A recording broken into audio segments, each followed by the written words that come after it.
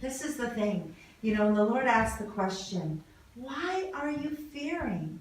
Where is your faith? I think it's the genuine, almost disappointed bewilderment. Like, don't you know me? Don't you know me by now? Do you think honestly that I'm going to be on this ship and let you go down?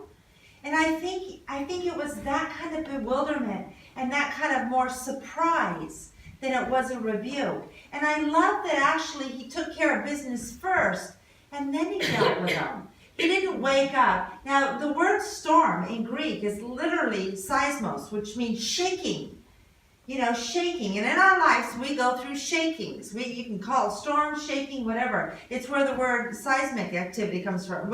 Being from California, we know all about seismic. We know about shakings. And it's sudden and abrupt, and we're scared, and we didn't expect it. And it came out of nowhere.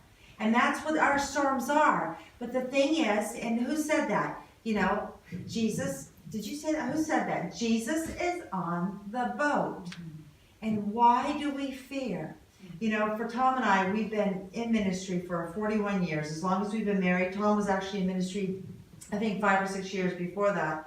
And, all our life we've lived by what's called live by faith. I think everybody lives by faith.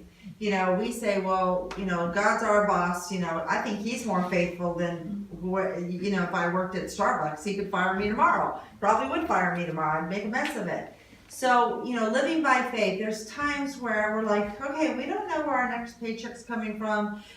We've never been the kind of speakers that we have a fee. We just always felt like, hey, listen, get us there and ask the Lord if you're going to love offering, honorarium, whatever. But it's great, but it's scary sometimes. And sometimes it feels like a storm, like, oh my gosh, are we going to have our house payment?